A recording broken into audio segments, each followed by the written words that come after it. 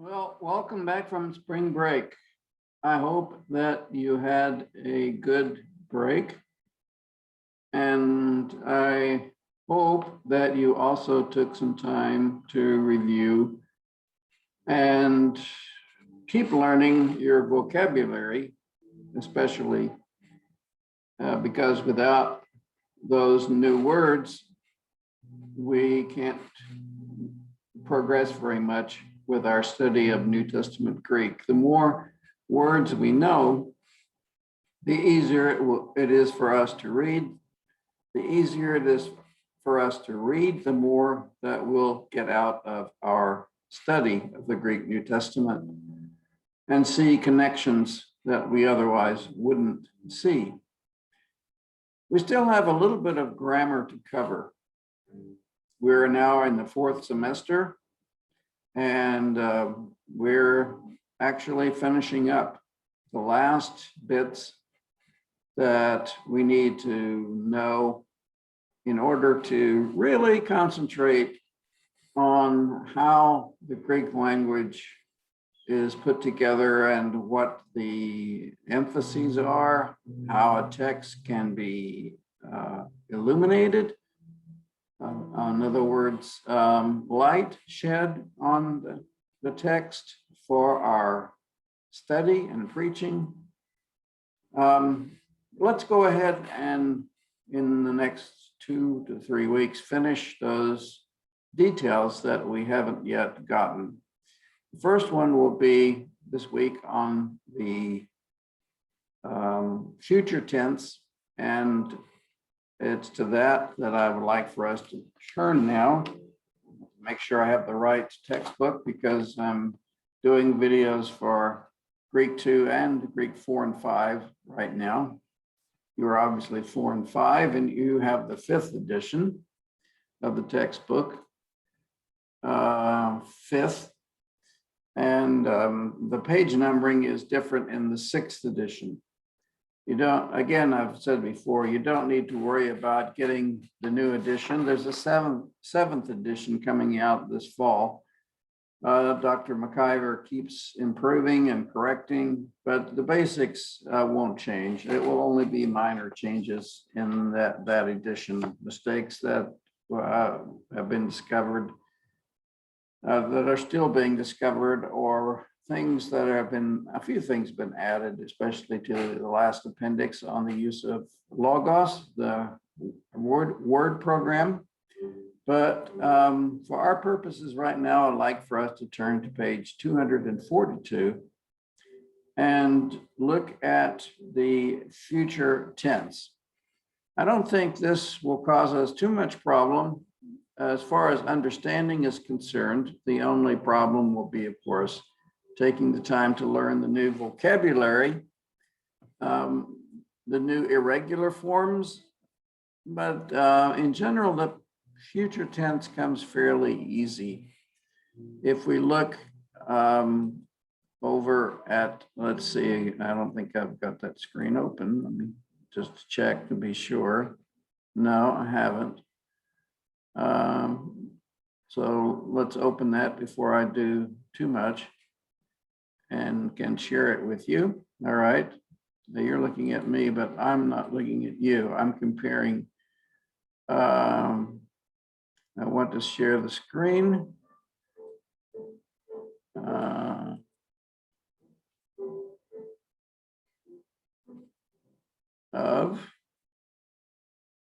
It's not showing the screen that I want to share. So just bear with me a moment.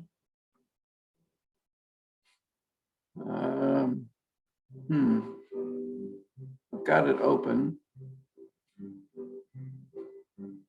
And I'm trying to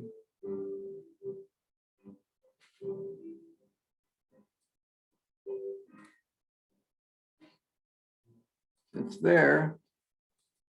All right, let's share that screen, please. My dear Zoom.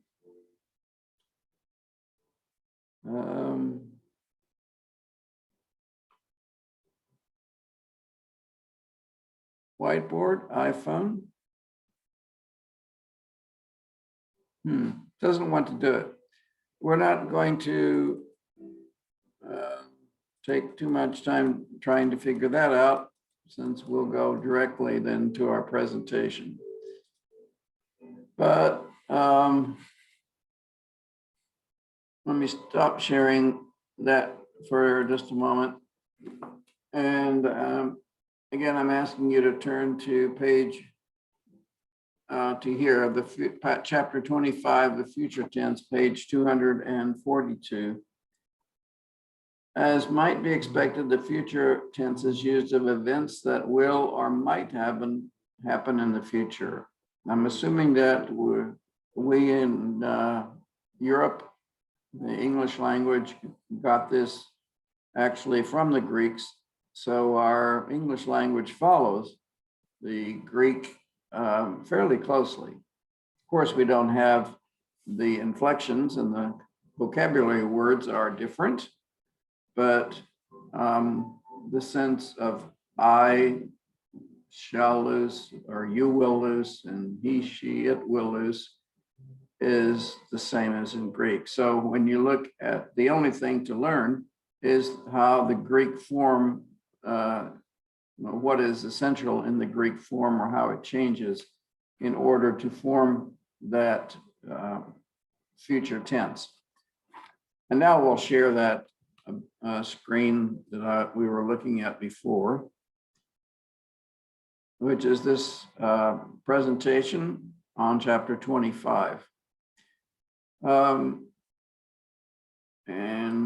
I've got to, as usual, move some things around. Sorry about I'm getting used again to using this program. The forms of the future tense are generally made by adding sigma to the verb stem. Now, that may cause us some alarm, because we know already that the aorist stem is formed by adding sigma. And so what's going to be the difference between the aorist tense and the future tense as far as the forms are concerned? Well, let's look at them. First of all, just to get some sense of, you notice that we don't have the augment with the present, active, future. Luso, I will lose, and I'm going to translate will instead of shall, and I will explain why in just a moment. And also the endings are those of the present tense.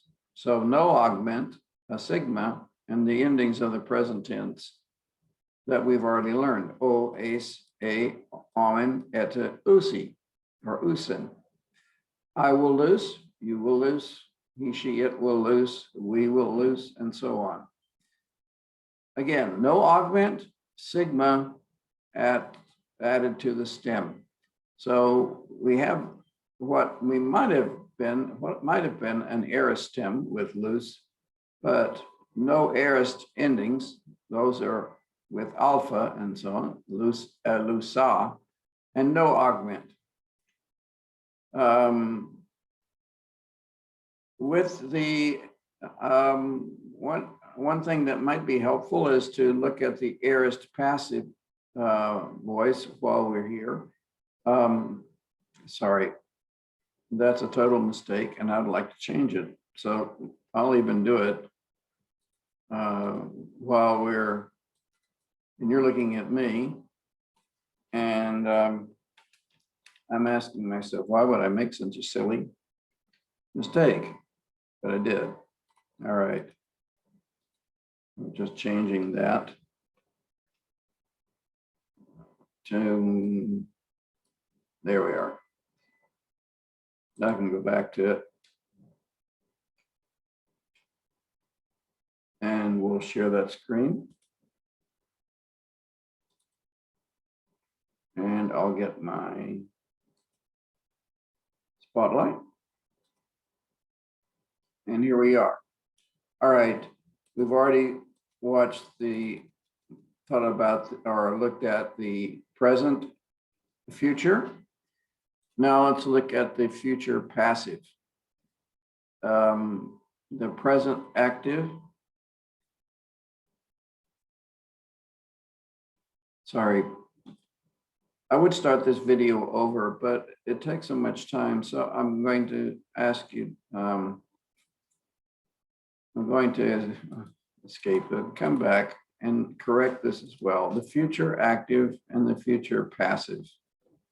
Okay. I don't know how those things didn't escape my eye, but they did. So let's go back. I'll share the screen. That screen. I will get the spotlight, move things around, and we've got our endings again for the future active. All right, now, future active is with sigma and present tense endings that we've learned already. The future passive is easy to actually confuse with the aorist passive because theta eta is it's kind of signal consonants. Theta, but there's a sigma again added. It's theta eta sigma. So lutheis omai with the passive endings that we've learned already from the present passive endings. We have here the future, the present passive, the present active endings added to the future stem to make the future forms. Here, we've taken the theta eta from the aorist tense, added sigma, and then added the present passive endings for I will be loosed. Future passive, future active, future passive. Luso, lutheis omai, lutheise, lutheis etai, lutheis omitha, lutheis esthe, lutheis on, that should be on tie, not on nine. Again, here a mistake that I'll have, this time I will correct afterwards, that you can do this one yourself. I'll correct it on the forms that that are posted online. So future active, future passive are not so easy, hard to see. Theta eta sigma, sign of the aorist future. Again, why have I got this in here? It's the sign of the future passive stem, not the aorist future. There's no such thing as the aorist future. There's only the future passive. Future active, future passive. I think this presentation needs a new edition as well.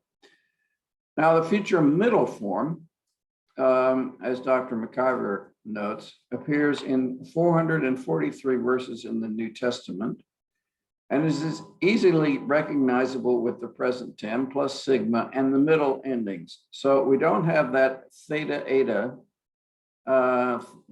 sigma, that's a sign of the future passive. And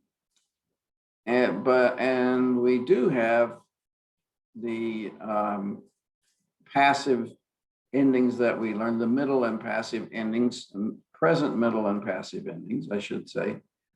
But way back in chapter 9, Greek 1, if you can think back to your first semester, porous omai, porous e, porous etai, porous omitha, porous este, porous antai. I will go, you will go, he, she, it will go.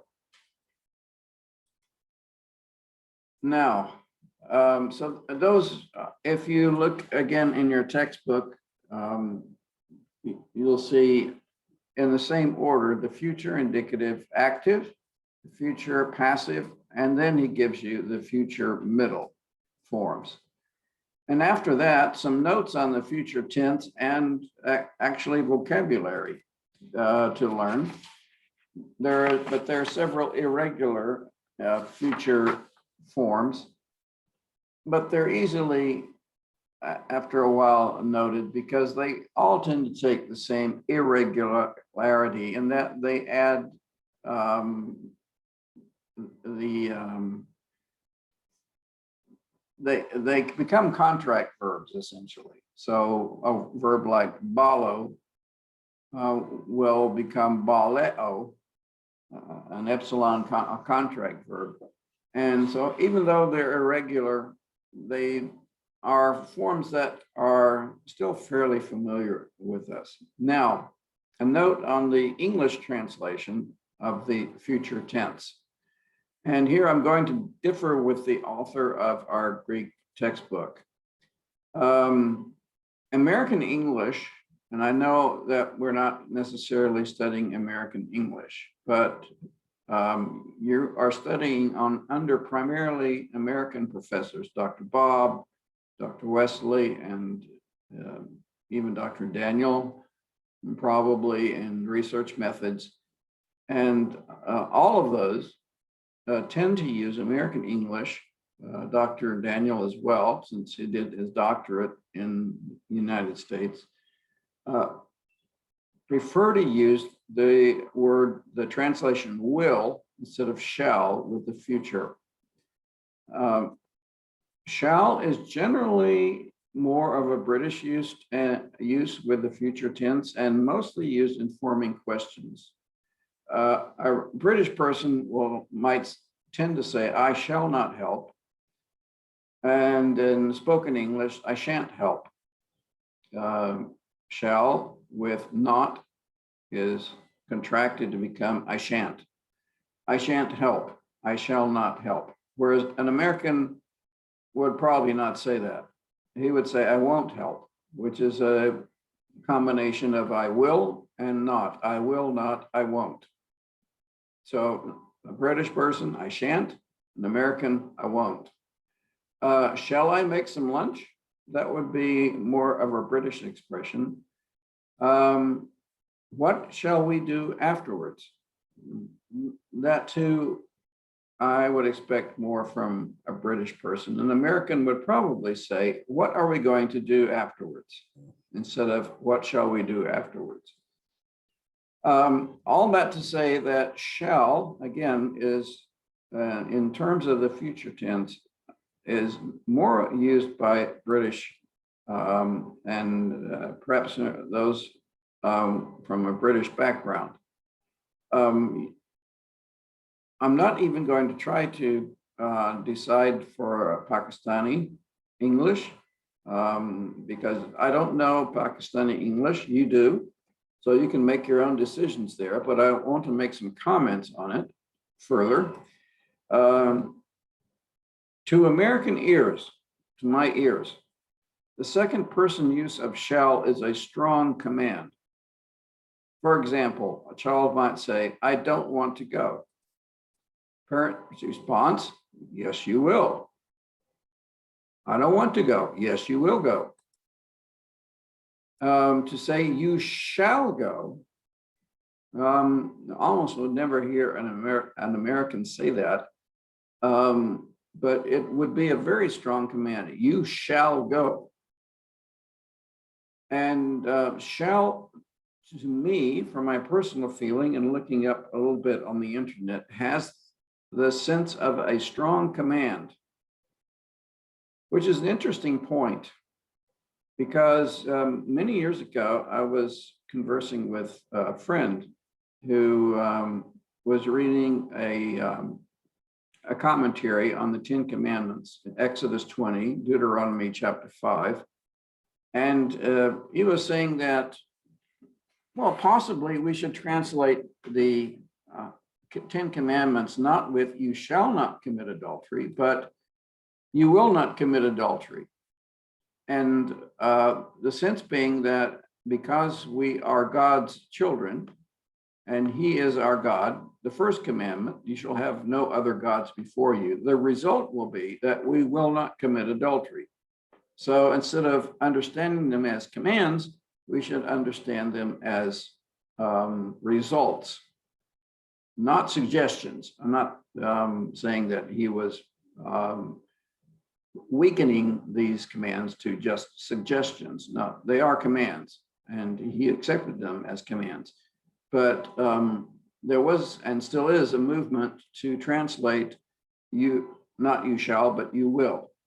As a result of your relationship to God, you will not commit adultery.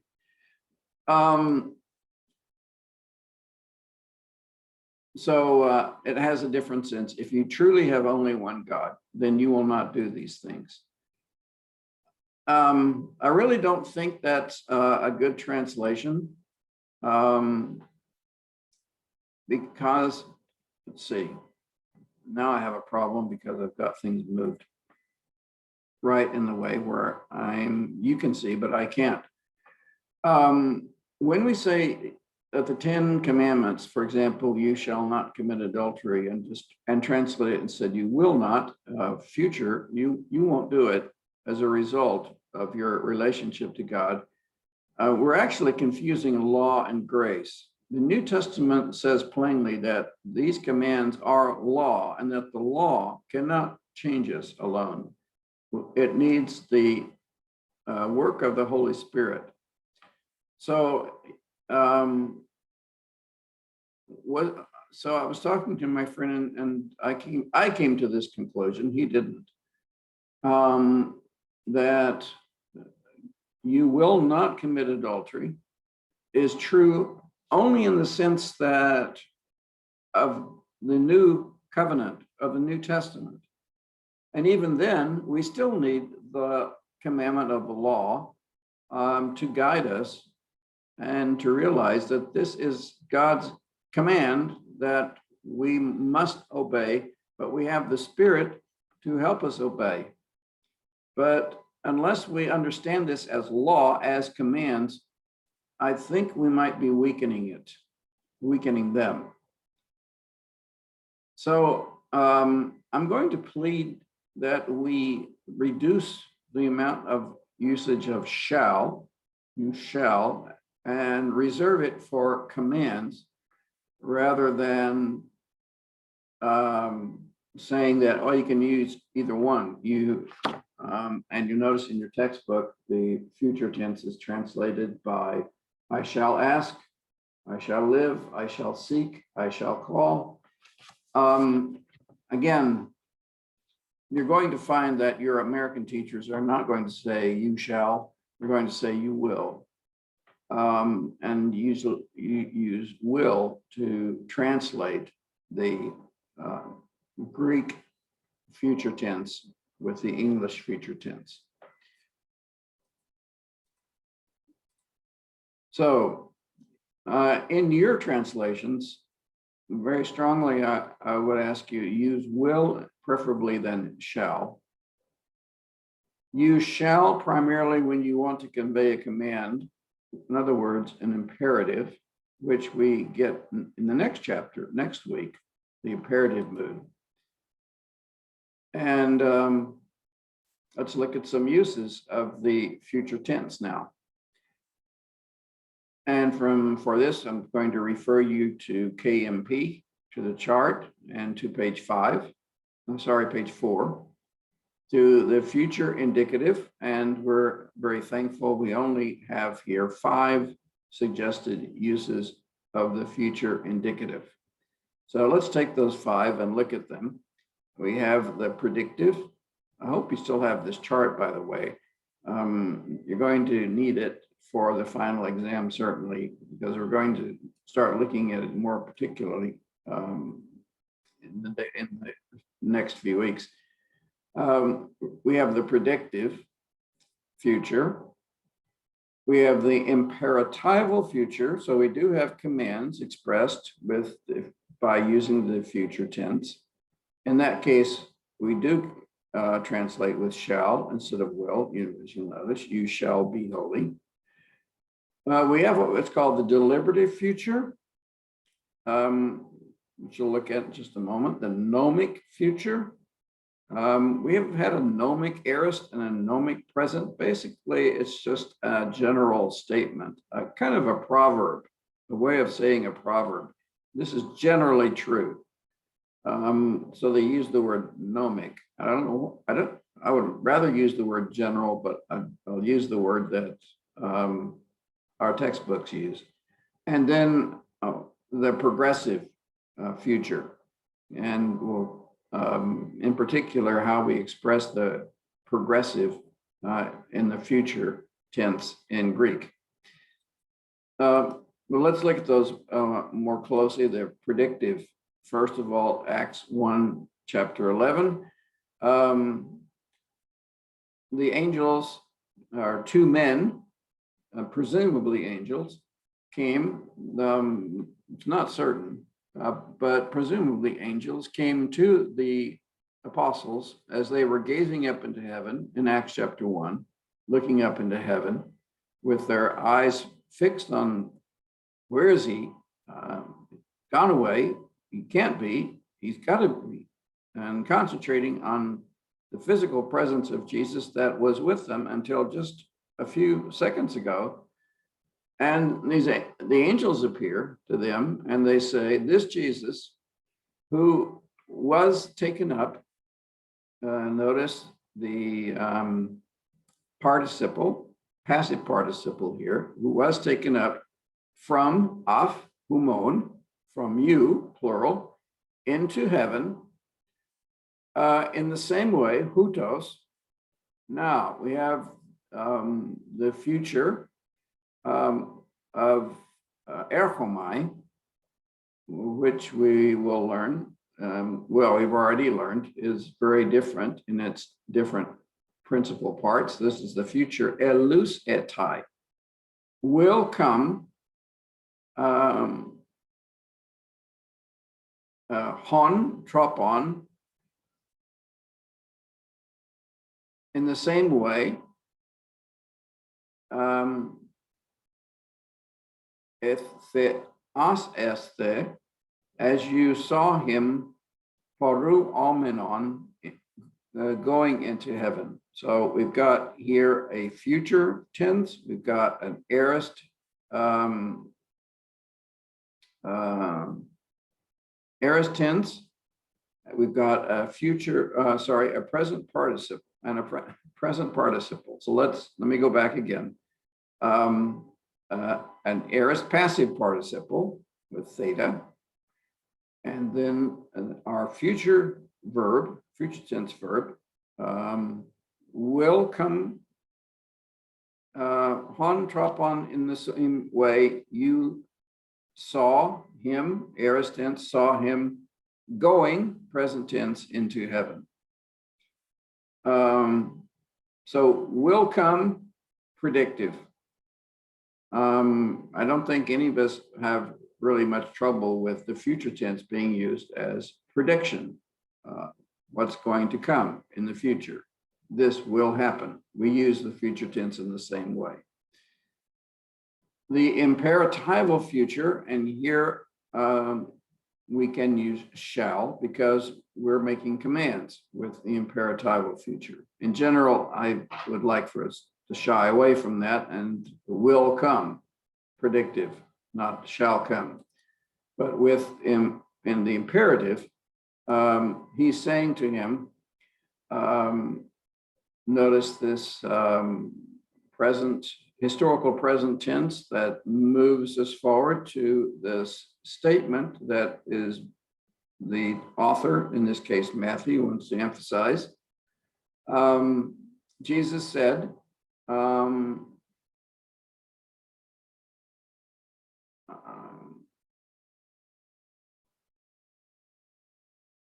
let's see, do not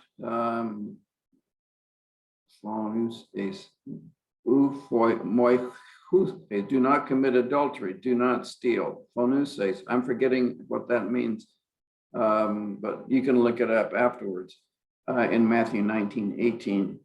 But notice these are all present tense forms, negated or with a negative, u. You shall not, ace. Moikus, sigma, ace. You singular, you shall not. You shall not commit adultery. You shall not steal. You shall not bear false witness. Pseudo martures es. Honor father and mother, and you shall love your neighbor, plesion, as yourself. You shall love agapes es. Again, so this is Matthew 19:18, repeating the 10 commandments, the future use, the imperatival use, the command use of the future tense. And then we have a deliberative future where we ask a question with some doubt about the response. The disciples are not quite sure with all these 5,000 people around. And so one of them asked, shall we go, going, or having gone, aorist participle, shall we buy, agoras omin.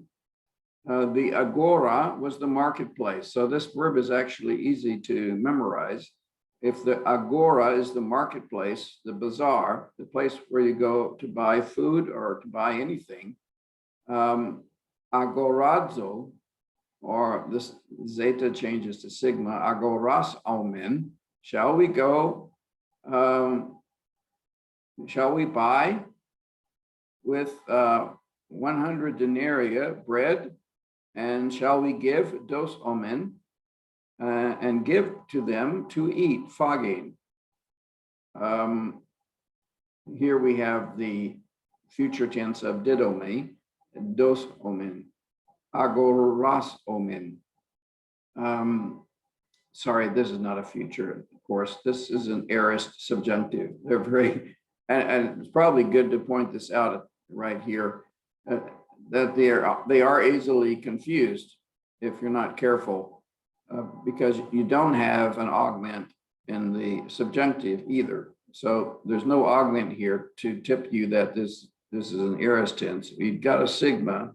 And so you might think, especially now that we're looking at chapter 26, that this is a future, but it isn't. This is aorist subjunctive, agoras omin, aorist stem, and then the subjunctive ending.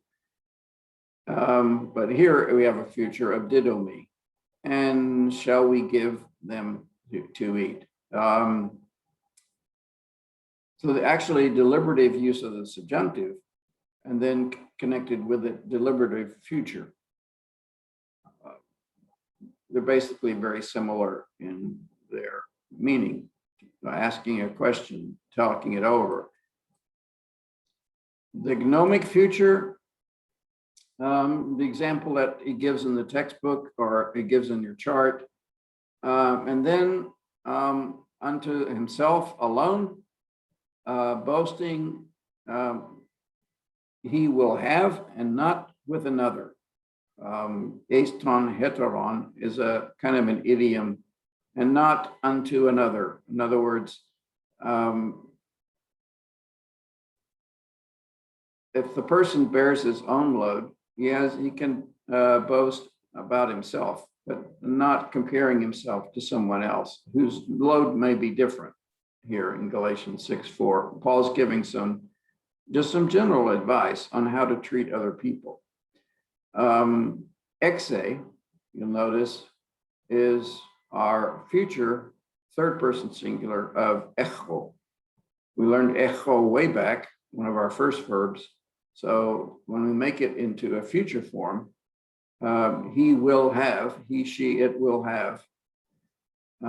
We add sigma and those present tense endings that we already know. And we don't change the breathing to a strong, rough breathing. That's a misspelling. I just noticed there's another one that needs to be corrected. Exe, not hexe. Now, the final one is a little bit more complicated. The progressive future. Now, the first one that's given as an example, Philippians 1:18, is not so difficult. Paul says, Tigog, whatever. I suppose is the way we would translate it, today. Again, a plane.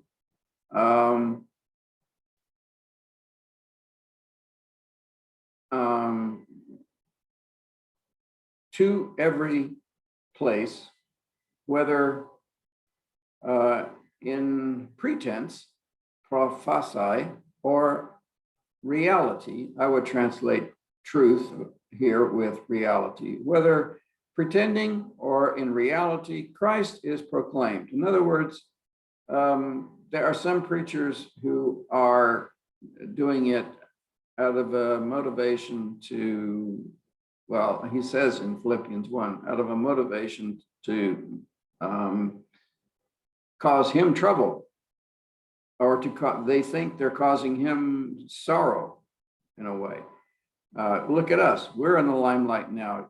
Paul's in prison. We're the ones who get to do the preaching. And finally, this guy who's always putting himself forward is put away in a prison cell. And Paul says, it doesn't matter to me who's doing the preaching, only that Christ is proclaimed. And the key word is Christos. It's not some false religion that's being proclaimed. It's not some false idea about Christ that's being proclaimed, but Christ himself. And in this, chairo, I am rejoicing. And then we have a break. Unfortunately, our texts generally put this part of the verse with, or they have put it together with verse 18. Allah chai chares omai. I am rejoicing, but also I will rejoice. Future tense. Chairo, and the future chares omai. Why is it chares o? Well, if you look on page 243 and 244, you'll notice that there are several irregular future forms, and basically, again, are treated as, are kind of like, become epsilon omega contract verbs, e-o, and instead of adding o ace e omen et usi, they add omai e etai omathe est ontai. They become, in a sense, they look like deponent verbs. But also, I will rejoice. For I know that this, and he goes on to talk about the thing which has happened to him, will come out into salvation, will apobino, will work itself out in deliverance, unto deliverance. Soterion can mean not just salvation through Christ, spiritual salvation, but deliverance from prison. But notice that these three words really belong to this verse in this paragraph rather than the one that goes before. Allah here, but also, giving a contrast. I will rejoice. I will continue to rejoice. I am rejoicing. I will continue to rejoice. So we actually know this is a future progressive because we have a present progressive here. Present tense is usually progressive. And with this context, this future becomes progressive. But there's another way that we'll show you in just a moment to express the future progressive. But before we do that, combining the imperative forms of the imperative mood and the future tense. And Jesus says to him, put up your sword, apostrepson, that's an imperative. Next week, we'll see this aorist imperative. Put away your sword, into its place, into the place of its place. For everyone, pantes, for all, everyone who take up the sword, by the sword will perish. In other words, if you take up weapons, don't be surprised if you get injured or die from weapons. This is not the way I want to fight my battles. People who usually use weapons will perish by weapons. Everyone who takes up labon test, notice the aorist tense of that participle, those taking up the sword by the sword will perish. Apoluntai, future form. So a future form, for an imperative form, sorry, here, all those who take up the sword and, put away your sword, because that's not the way I want to fight. One more before we look at something in particular. This is an interjection. This is not a normal verb form. I wish also. And we have a very strong, unusual form here for Paul, but he is really almost vulgar in his use. He's so agitated about what's happening. Those troubling you, anastat untes, those who are causing you trouble, those troubling you, humas. I wish they would mutilate themselves. They would cut their penis off. That's basically what he's saying. Apokopsantai. If they're going to circumcise themselves, then they should do it all the way. He is so angry, he's so upset that they have introduced something that is adding to the gospel. And he can't just let it slide. He has to say something very, very strong about it. Most of our translations kind of make it nicer in some form. Even mutilate is nicer, gets away from the original meaning, but it's very actually stronger than that. Matthew 16, verse 19, to end our discussion of the future tense, brings up the periphrastic construction. And I want to mention this because the future tense by itself is usually kind of more like the aorist. It's more point action. It's not progressive. Or like the simple present, as opposed to the progressive present.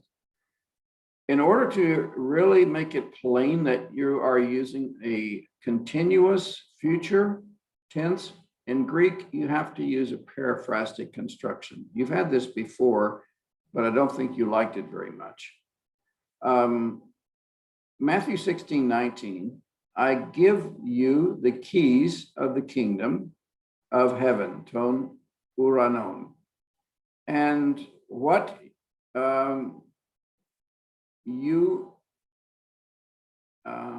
deses, what you bind, deo is the verb, what you should bind or what you might bind, aorist subjunctive, upon earth.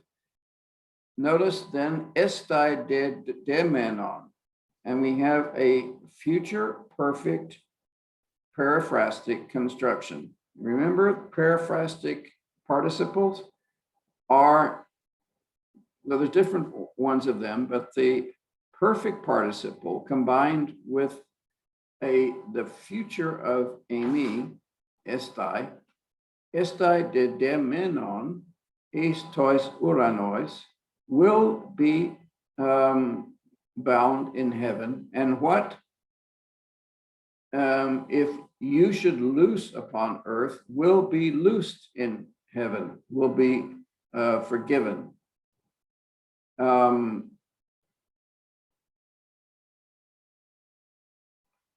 In other words, If you decide something on earth, God at the same time is making that permanent, that decision is deciding with you. It will be, what you bind on earth will be bound in heaven.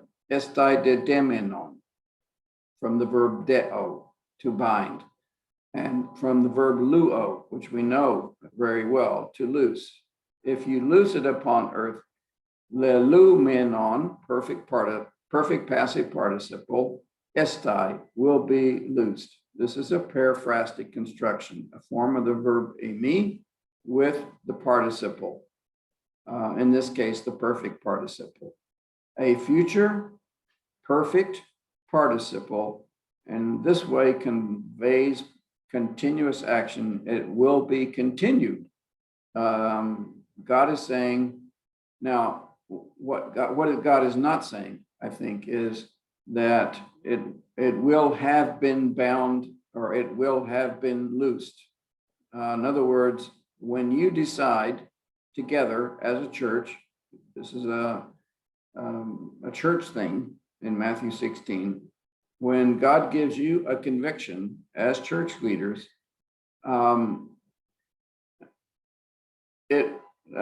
you will be deciding what God has already decided before. It will have been already loosed in heaven.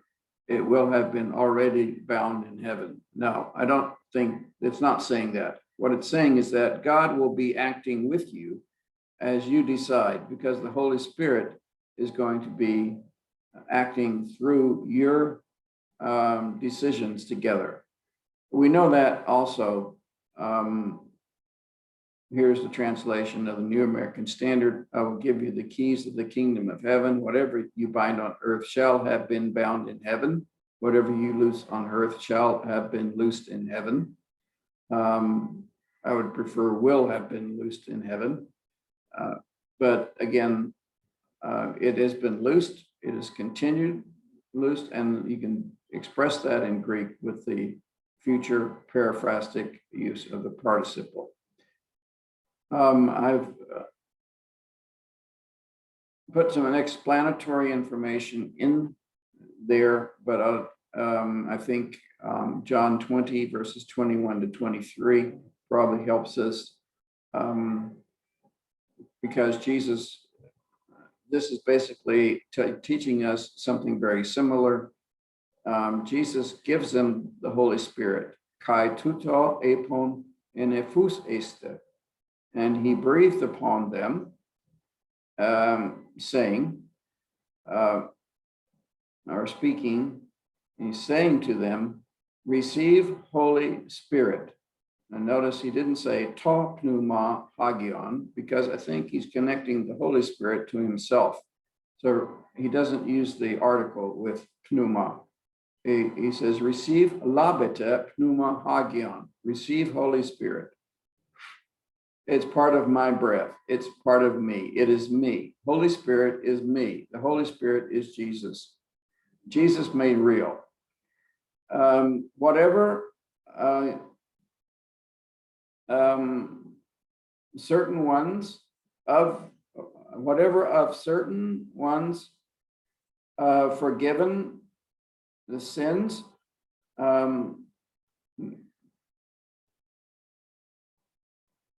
they are forgiven to them. Whatever of certain ones is held fast, kratete, will be held fast. Let me go to if you forgive the sins of any, they are forgiven them. If you withhold forgiveness from any, it is withheld. So it's basically saying the same thing, and commenting on our passage in Matthew and making it plain to us that in Matthew, it does not mean that God has already decided before we even make a decision. It means that God is working with us. The Holy Spirit is joining with us as we look to him and work together come to a decision about a particular difficult church matter that deals with people and their sins, and whether they should be forgiven or whether they should be not be or are not being forgiven because they haven't repented. I hope that all is understandable.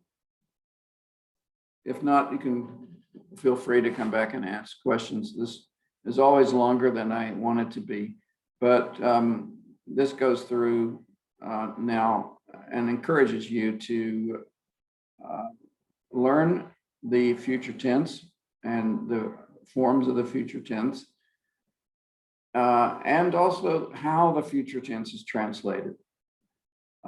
Again, go to your KMP chart and your 5 different uses of the future tense, and through this presentation, and also in listening to Dr. Campbell's video segments, I think it will help you to come to a conclusion on what the sense of the